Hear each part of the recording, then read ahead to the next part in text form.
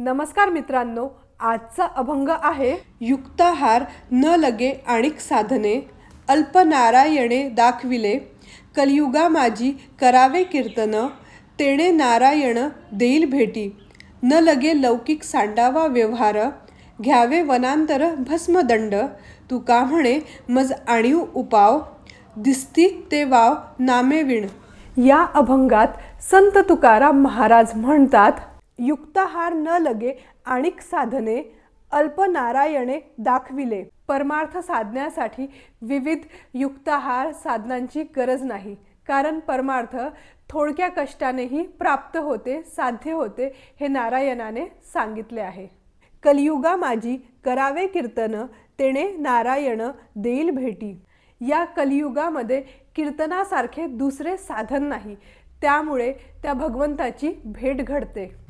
न लगे लौकिक सांडावा व्यवहार, घ्यावे वनांतर भस्मदंड.